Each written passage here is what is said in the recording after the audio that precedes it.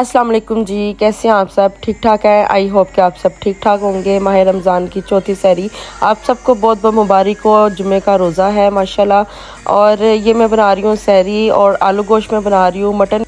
18 kilo हमने बकरे का गोश्त ले लिया है और साफ़ सूफ़ करके मैंने इसमें चढ़ा दिया है। और मैं आपको इसकी जल्दी से मैं रेसिपी बताती हूँ। 18 किलो मटन का गोश्त, ठीक है, साथ अदरक लहसुन का पेस्ट इसमें जाएगा। और मैं अपने अकॉर्डिंग डालूँगी कि कितना इसके हिसाब से। और 5 किलो मैंने प्याज लिया है, ठीक है। और इसके साथ इसके अलावा हमारे पास आलू जो हैं, आलू कट हो गया है, वो 17-18 किलो आलू हैं जो टोटल मैं बना रही हूँ। और इसमें देखें, सबसे पहले मैंने प्याज डाल दिया। तो प्याज इसमें डाल के सारी मसाले वगैरह डाल के अदरक लहसुन का पेस्ट डाल के और मैं बस चढ़ा दूँगी। ये मैं अदरक डाल रही हूँ और नमक डलेगा। और नमक इसमें ऑलमोस्ट एक पूरा पैकेट डला था क्योंकि 35 केजी ये टोटल आलू गोश्त बन रहा था। तो नमक इसमें मैंने एक पैकेट डाला था। ये है कि मैं क्वांटिटी के हिसाब से बार बार मैं डाल लेती हूँ टेस्ट चेक करके। इसके अंदर मैंने मोटी इलायची, छोटी इलायची, काली मिर्च, बादिया कताई का 2 फूल और ये दालचीनी। और अभी मैंने इसमें डाला हुआ भुना हुआ ज़ीरे का पाउडर और ये नमक डल रहा है। और ये मैंने इसमें डाल दिया हल्दी। हल्दी के बाद डलेगी सुरख मिर्चें। सुरख मिर्चें डाल दिया है।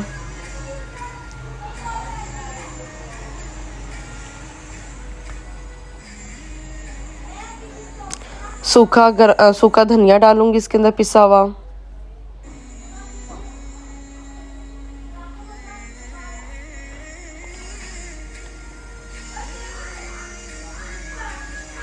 और इसको हमने अच्छी तरीके से हमने मिक्स कर लेना है। और इसके बाद कश्मीरी लाल मिर्च डालूंगी।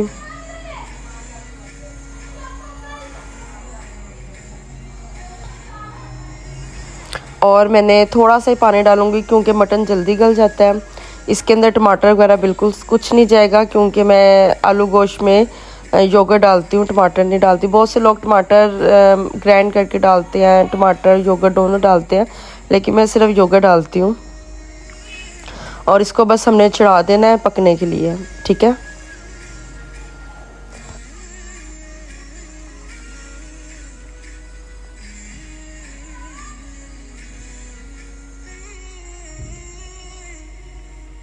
तेज़ आंच में हमने बॉयल जब तक नहीं आता तब तक हमने बॉयल दे के इसको बस ढक्कन बंद कर देना है। और ये देखें, ये मैंने तकरीबन आधे घंटे बाद मैंने खोला है। खोल के मैंने चेक किया है और हमारी जो बोटी थी बिल्कुल ये गल गई थी। तो देखें, इसलिए बार बार चेक करना पड़ता है क्योंकि ना ज़्यादा क्वांटिटी हो तो अपनी हीट से ही ना जल्दी पक जाता है।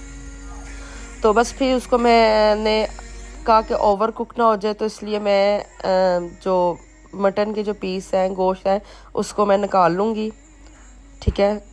निकाल के तो फिर मैं उसके बाद मसाला जो है इसको मैं सुखाऊंगी, ड्राई करूँगी।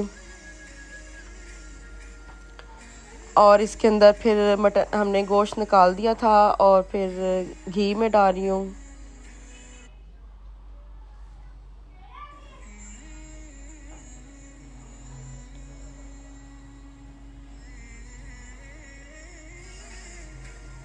और बस इसको अब मैं ड्राई करूँगी।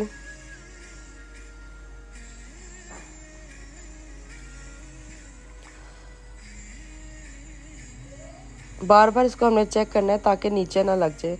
और ये मैं तरी निकाल लेती हूँ क्योंकि जब फिर सारी चीज़ें डल जाती है ना तो तरी कम हो जाती है।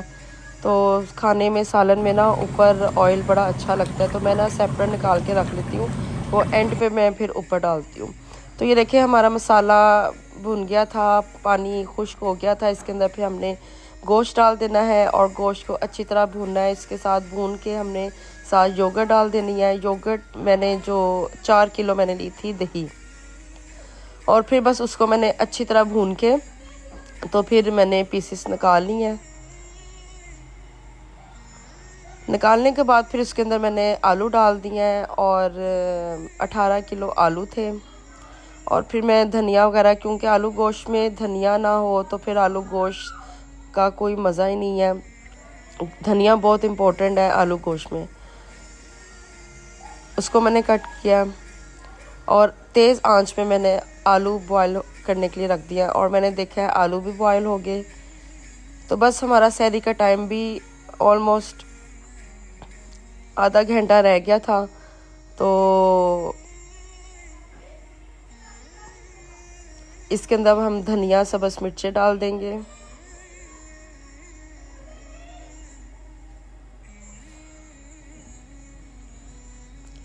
जब इतनी ज़्यादा क्वांटिटी में चीज़ बनाएं तो फिर बार बार चेक करना पड़ता है, क्योंकि ना चीज़ जल्दी गल जाती है क्वांटिटी में, क्योंकि हीट ज़्यादा मिलती है चीज़ को। और आप कुछ भी नहीं कर सकते ज़्यादा। अगर आप छोड़ दो ना एकदम, आलू अगर ज़्यादा गल जाए तो आपके पास दूसरी फिर कोई ऑप्शन नहीं है। इसलिए उसके पास ही बैठ जाए और बार बार चेक करते रहें, ताकि हमारी कोई भी चीज़ ओवर कुक ना हो जाए।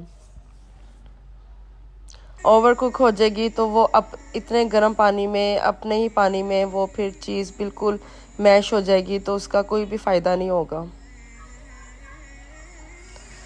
तो ये देखिए मेरा आलू गोश्त मज़े का रेडी हो गया है और अभी मैं वॉइस ओवर कर रही हूँ और मुझे देख के ना फिर मुंह में मेरे पानी आ रहा है। बहुत मज़े का बना था, आप ज़रूर ट्राई कीजिएगा। तो हमने तो सहरी बांटनी होती है, इसलिए ज़्यादा क्वांटिटी में बनाते हैं। तो आप जब बनाएं तो यही रेसिपी यूज़ करें। तो आई होप को आपको आज की मेरी सहरी अच्छी लगी होगी। अगर अच्छी लगी है तो लाइक कर दें, शेयर कर दें, सब्सक्राइब कर दें, बेल आइकन दबा दीजिएगा ताकि अगली नोटिफिकेशन आपको मिल जाए। और आप सबको जुम्मे का रोज़ा बहुत बहुत मुबारक हो। अल्लाह ताला आपको खुश रखे, आबाद रखे। अल्लाह या अल्लाह करीम तेरी तौफीक से, तेरे फजल से दोस्त ने इस्तेमाल किया, अपनी जगह में कबूल मंजूर फरमा। या अल्लाह करीम हमारी नियत में इखलास पैदा फरमा। रब करीम तूने अता फरमाया, जो महरूम है उनको भी अता फरमा। रब करीम हम सब कुछ तरीके से ज़ौक़ शौक़ के साथ, लगन के साथ, नीयत के साथ मज़ीद बढ़ चढ़ कर इस्तेमाल करने की तौफीक अता फरमा। या अल्लाह करीम तमाम खाने वाले, खिलाने वाले, इस्तेमाल करने वाले, हर किस्म का हिस्सा लेने वाले, तकसीम करने वाले, या लेकिन सबको बरकतें अता फरमा। अल्लाह करीम तेरी बारगाह में 10 दुआ है, हर किस्म की आफ़ियत अता फरमा, सेहत नबी तंदुरुस्ती अता फरमा, माशी बदहाली दूर फरमा, अमन सुकून अता फरमा। वसल्लल्लाहु तआला अला खैरि खल्क़िही सय्यिदिना मौलाना मुहम्मद व आलिहि वसहबिहि अजमईन। आमीन। बिस्मिल्लाह।